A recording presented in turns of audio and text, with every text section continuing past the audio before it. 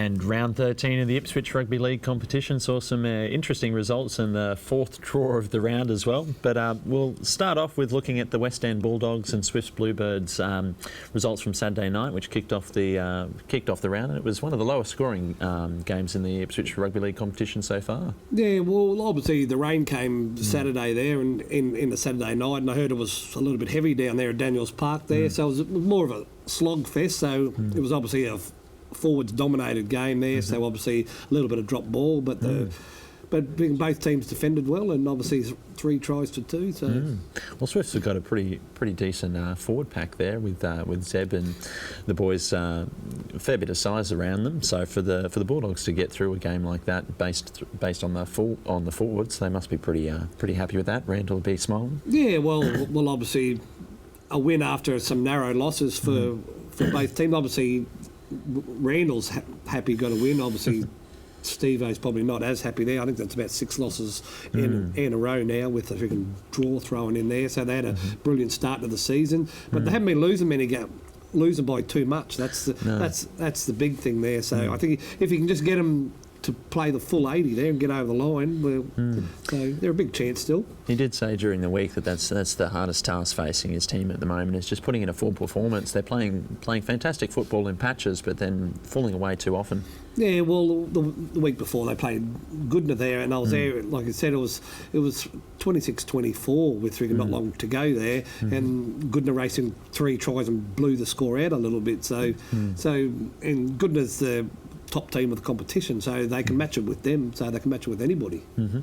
Well, on Sunday we had two interesting games as well. First up with North's Tigers getting the win over the Fassifern Bombers, which puts the Bombers 2 losses in a row now after getting done by Brothers as well the week before.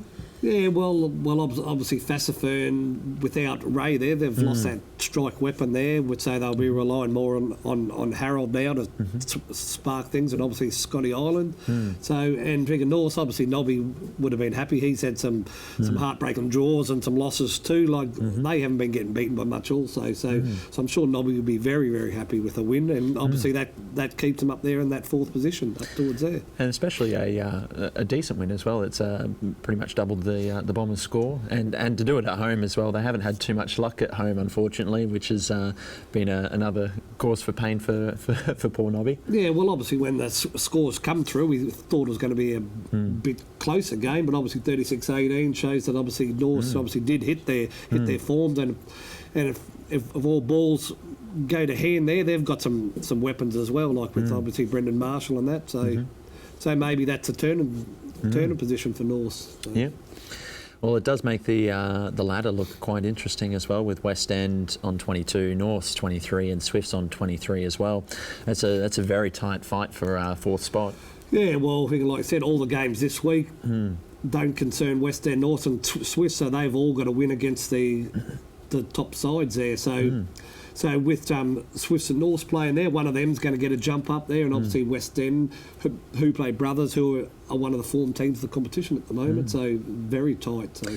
Well, speaking of Brothers, then the final game of the weekend was Brothers Ipswich hosting Goodna Eagles, and they came within about a minute of jumping to the outright second place over the Bombers, and that would have been their 5th straight win, I believe. Yeah, no, well, obviously Brothers have hit form now. They flew out of the blocks there. It was 18-0 and all that there, and I think it was a question of how much Brothers were going to win by at that point, wasn't it? Well, I think most people thought that there. They thought, shit, they're going to roll straight over the top of them. But obviously Goodna scored a try before half-time, which obviously gave them the impotence, and after half-time Goodna got the roll on, got to 18 all, and then they got ahead, obviously, by 8 points, and it looked like Goodna were home. But then Brothers hit back there, and then basically from the kick-off, scored again, and obviously Brothers were home, and but obviously Goodna came back again.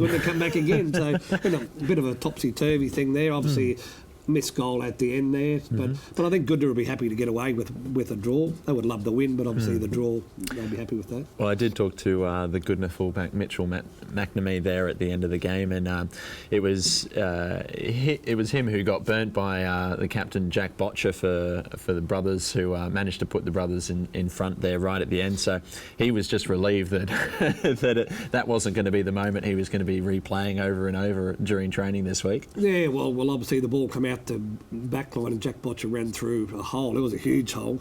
There was no one either side of him there, and obviously burning for speed of the corner there. But sometimes the chicken hard there. Some of these forwards are not slow. So.